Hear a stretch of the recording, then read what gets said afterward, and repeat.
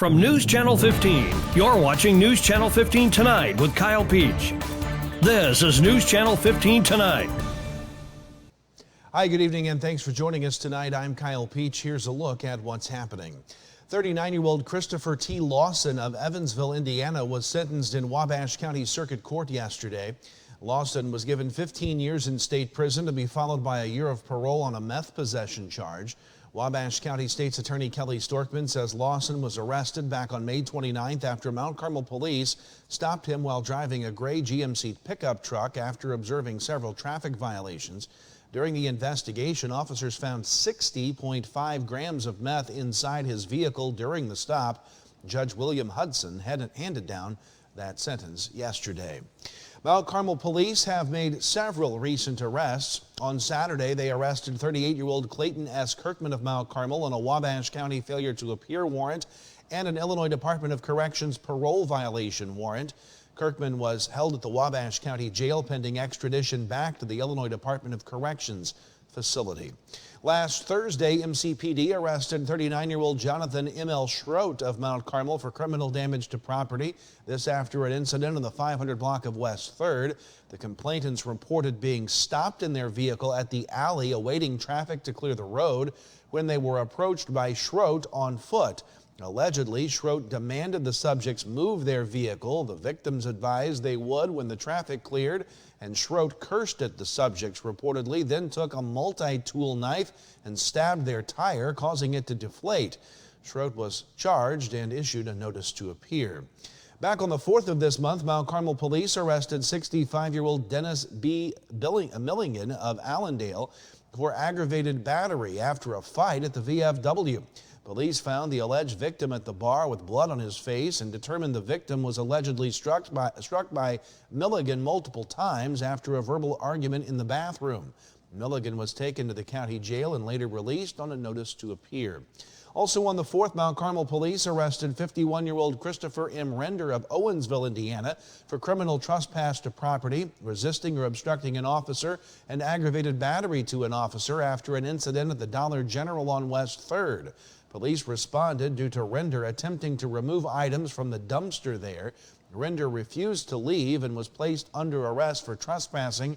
He resisted officers multiple times during the arrest and injured an officer's knee.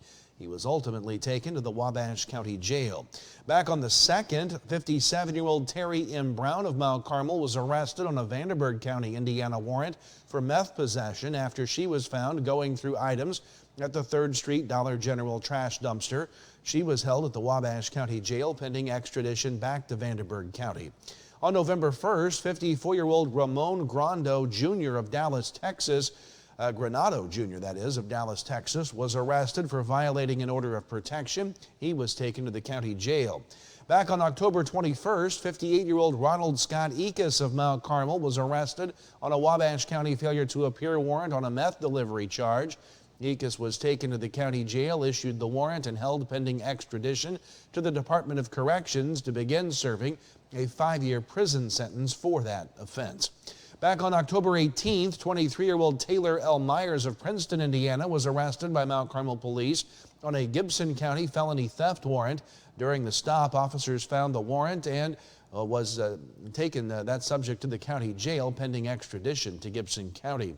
Meanwhile, back on October 12th, Mount Carmel police arrested 45-year-old Crystal R. McGillum of Mount Carmel on a Knox County warrant for felony theft. She was arrested at the Casey's gas station and held at the county jail pending extradition to Knox County. Also on the 12th of October, Mount Carmel police arrested 45-year-old Charles C. Brown III of Evansville, Indiana, for criminal damage to property, assault, and theft after a domestic dispute in the 1900 block of North Cherry. It was alleged that during the dispute, Brown had broken numerous things around the home, including the dining room table. He also is alleged to have made several threatening statements to the resident, causing fear for her safety, while police also found 2 pill bottles containing prescribed medication belonging to the alleged victim on his person. Brown was arrested and later released on a notice to appear. And finally, October the 6th, Mount Carmel police arrested 45-year-old Carabeth Edmondson of Mount Carmel on a Wabash County failure to appear warrant. Edmondson was issued the warrant and later released after posting bond. Sunday, Flora police handled an accident involving 35-year-old Amanda M. Summers of Xenia driving a 2015 Lincoln and 63-year-old Angela M. Borelli of Flora driving a 2003 Ford. It happened at the intersection of North Main and 3rd Streets. WNOI says occupants from both vehicles were taken by ambulance to Clay County Hospital. Summers was cited for disregarding a stop sign. Over 50 concerned citizens attended the Clay County Board meeting last night, some supporting the family of Amy Meeks, whose dog was killed by County Board member Terry Ronick during a call for animal control to help the family of Brad Briscoe, who was being bothered by an aggressive dog growling, barking, and refusing to leave their porch. Others were there in defense of Ronick, who knew him to be an animal lover and a person who would help anyone. WNOI says that Brad Briscoe told the story of his wife's concerns about the dog that would not leave their porch and was growling and barking.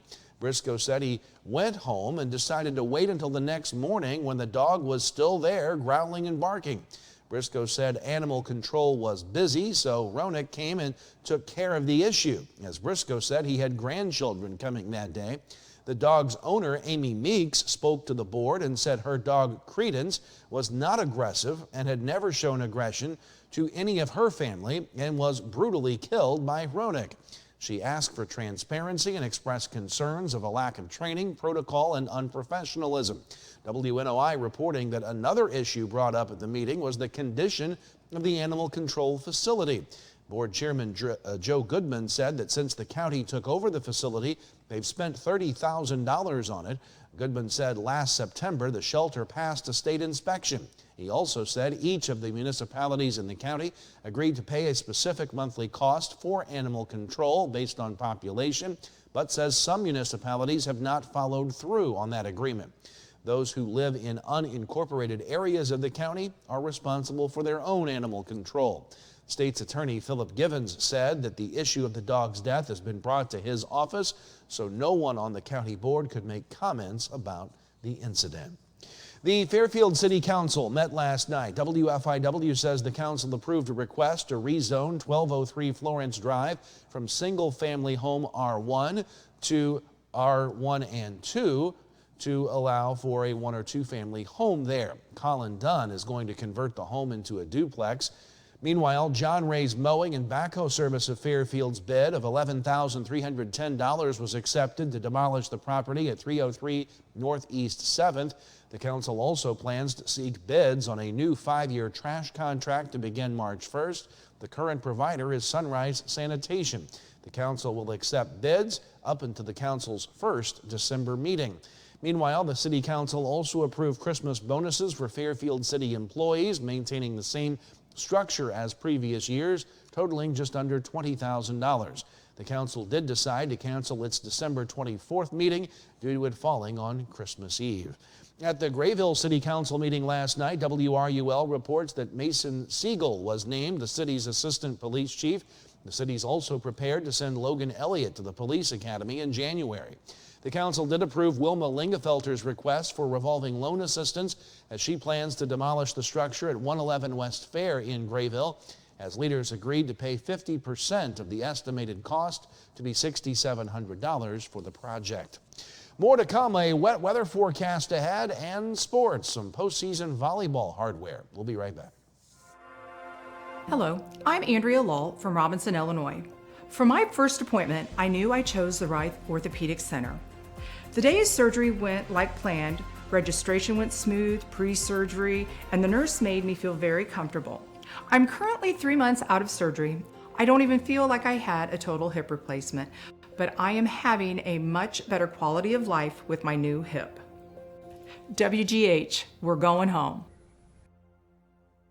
Get Black Friday deals at Steve Faulkner Automotive. New 2024 Ford Expedition up to $10,000 off. And lease a new 2024 Ford Escape as low as $347 a month. See them all at SteveFaulknerAutomotive.com. It's Black Friday sales all month at Steve Faulkner Automotive. Get a new 2024 Dodge Hornet, now $12,000 off. And 2024 stylish Dodge Durango, now up to $12,000 off MSRP. Come in and get yours today.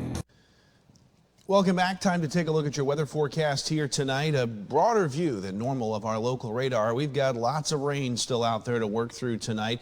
This radar image was earlier this afternoon, about 3 o'clock or so. So a lot of rain that begin to wind down around midnight, but still some shower activity expected overnight and through the early morning hours tomorrow before the rain kind of subsides.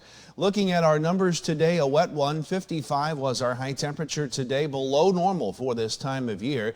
As of 3 o'clock this afternoon, we had picked up 3/10 of an inch of rain, but a lot more rain is expected to fall. As we put the map in motion, as you see tonight, lots of shower activity. It will be out of here, though, in the pre-dawn hours tomorrow. Last chances of really any sprinkles even by noon, certainly tomorrow, but we will put up with clouds throughout your Thursday. It will be a cloudy one and cool before we start to warm things up as we move toward the weekend. A little clearing will build in, we think, throughout the day on Friday, but it will be dry, and that'll set us up for a pretty decent weekend. The rain forecast, this is for the storm system moving through now. This was as of 10:30 this morning, so even 1.7 inches of rain forecasted for the Mount Carmel area by the time all the rain ends overnight tonight.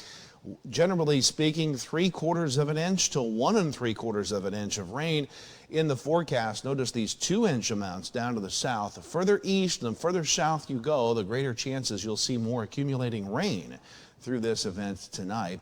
Forecast temperatures with the rainfall tonight will stay pretty mild in the overnight lows in the low 50s, generally speaking. For your Thursday, not a lot of change. The rain will be winding down in the morning before the clouds persist. Highs tomorrow will be in the mid to upper 50s.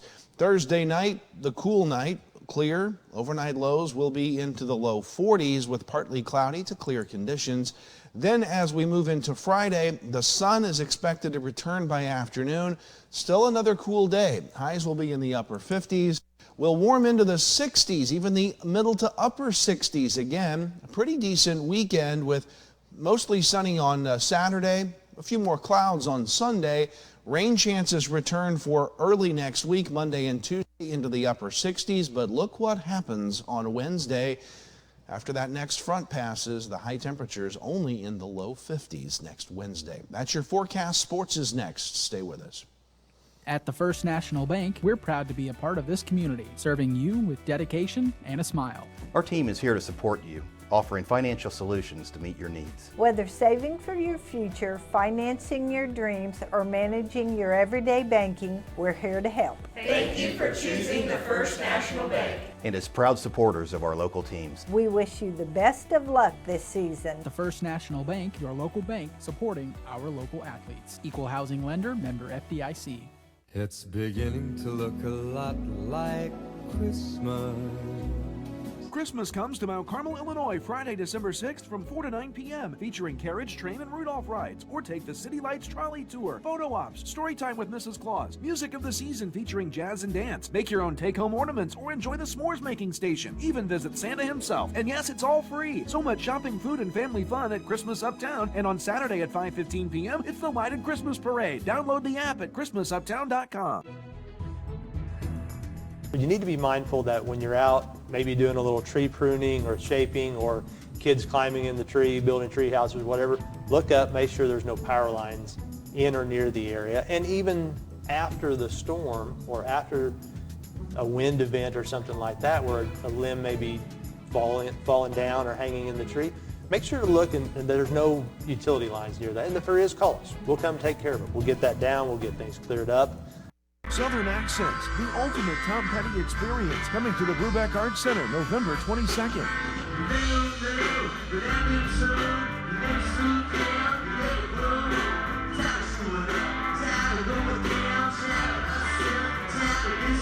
Southern Accents at the Brubeck Arts Center Theater, Friday, November 22nd at 7:30 p.m. Scan the QR code for tickets or visit the Wabash Valley Arts Council Facebook page. Well, time is too short for sports tonight, which gets me a chance to do something I wanted to do anyway. A cardigan today, it's World Kindness Day. Mr. Rogers Day, he was one of my influences growing up. Be kind. Find something today to purposely be kind to your neighbor. Have a good day. Always glad to be part of this neighborhood, and we'll see you tomorrow. Good night.